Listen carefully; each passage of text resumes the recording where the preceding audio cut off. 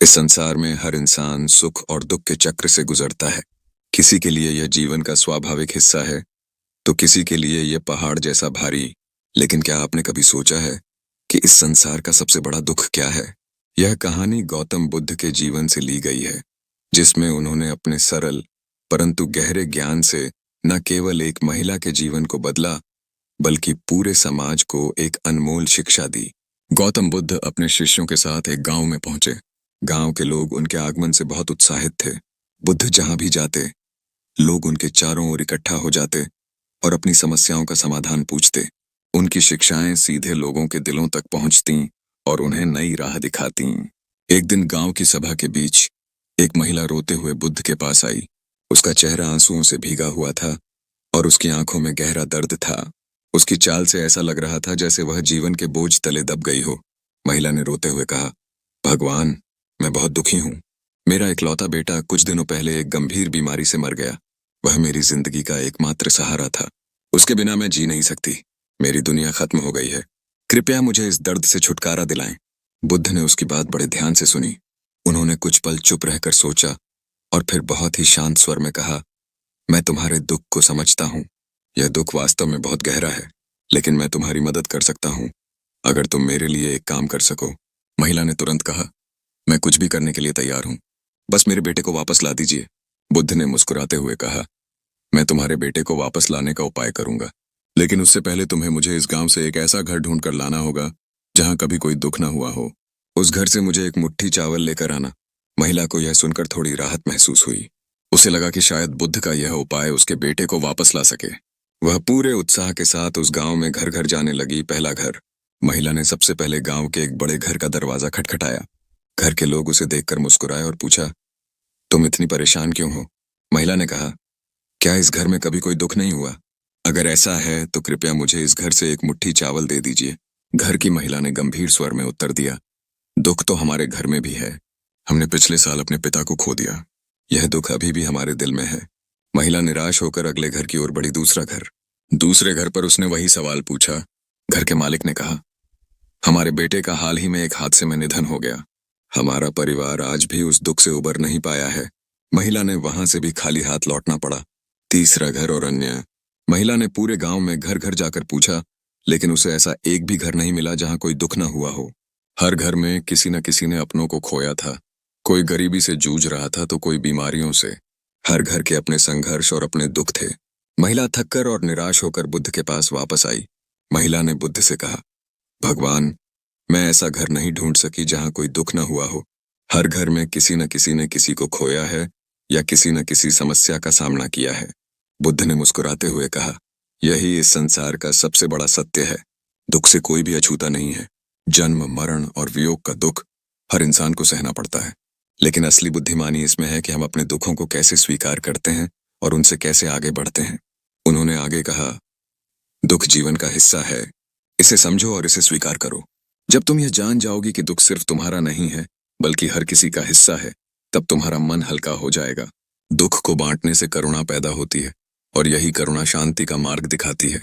महिला की आंखों से आंसू बहने लगे, लेकिन इस बार ये आंसू दुख के नहीं, बल्कि आत्मज्ञान के थे।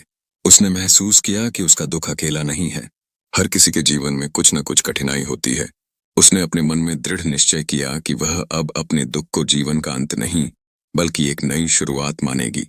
इस संसार का सबसे बड़ा दुख यह है कि हम अपने दुखों को अनोखा मानते हैं और दूसरों के दुखों को नहीं समझते। अगर हम अपने दुखों को जीवन का स्वाभाविक हिस्सा मानकर स्वीकार कर लें और दूसरों के दुखों को समझने की कोशिश करें, तो हम न केवल अपने मन को हल्का कर सकते हैं, बल्कि दूसरों के जीवन में भी शांति और करुणा ला सकते हैं। गौतम बुद्ध की यह कहानी हमें सिखाती है कि दुख से भागने की जगह उसे समझना चाहिए। दुख में भी जीवन का मूल्य है और इसे स्वीकार करना ही सच्ची शांति का मार्ग है। गौतम बुद्ध की इस कहानी का संदेश गहरा, सशक्त और जीवन बदलने वाला है। यह हमें न केवल दुख को समझने, बल्कि उससे पार पाने की राह दिखाता है। इस संसार में हर व्यक्ति किसी न किसी दुख से गुजरता है, लेकिन असली सवाल यह है कि क्या हम अपने दुखों को स्वीकार कर पाते हैं या हम उसमें डूबे रहकर अपने जीवन को और कठिन बना लेते हैं।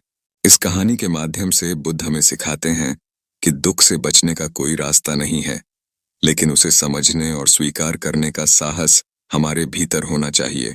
सबसे पहला संदेश यह है कि दुख जीवन का हिस्सा है। दुख से बचना असंभव है।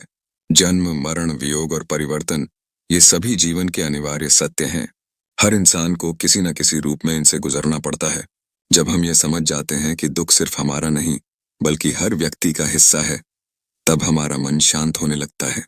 दूसरा संदेश यह है कि दुख को बांटने से करुणा और सहानुभूति का जन्म होता है।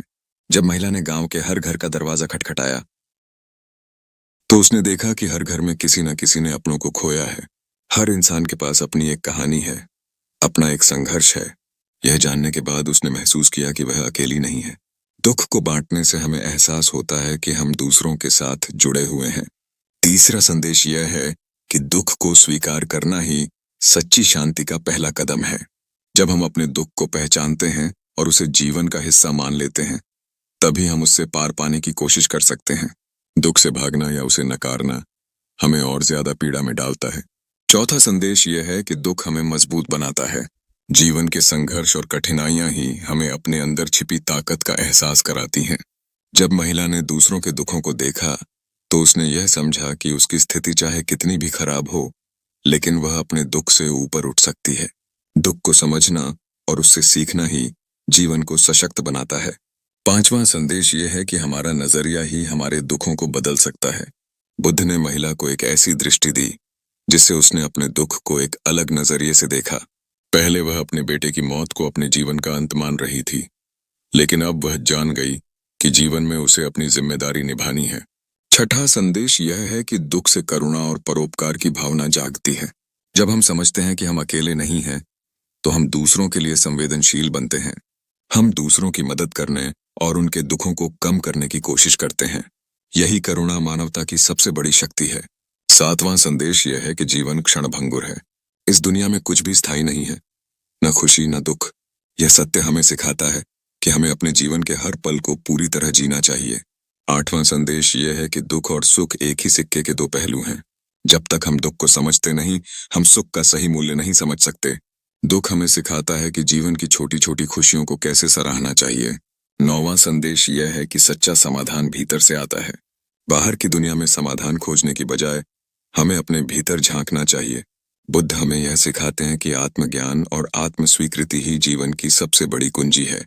आखिरी और सबसे महत्वपूर्ण संदेश यह है कि दुख से ऊपर उठने का मार्ग करुणा, परोपकार और ध्यान है। जब हम अपने दुखों को स्वीकार करके ध्यान के माध्यम से अपने मन को शांत करते हैं और दूसरों की भलाई के लिए काम करते हैं, तो हम सच्चे सुख और शांति का अनुभव करते हैं। इस कहानी का उद्देश्य हमें यह याद दिलाना है कि जीवन में दुख स्थायी नहीं है। यह एक ऐसा चक्र है जो हमें सिखाने, मजबूत बनाने और हमें हमारे असली उद्देश्य तक पहुंचाने के लिए आता है। जब हम दुखों को जीवन का एक स्वाभाविक हिस्सा मानकर स्वीकार करते हैं, तो हम अपने जीवन में सच्चे सुख और संतोष का अनुभव कर सकते हैं। गौतम बुद्ध की इस कहानी में छिपा संदेश हमारी जिंदगी को एक नई दिशा देता है। यह हमें सिखाता है कि दुख केवल एक अनुभव है और इससे पार पाना हमारे हाथ में है। इसे स्वीकार करके अपने भीतर शांति और करुणा का विकास करें, क्योंकि यही जीवन की असली यात्रा है। इस प्रेरणादायक और गहन कहानी को सुनने के लिए धन्यवाद। ऐसी और भी कहानियां जानने के लिए जुड़े रहिए ट्रूथ एंड फैक्ट SJ के साथ। जीवन के हर पहलू को समझने के लिए हमारा चैनल देखते रहिए।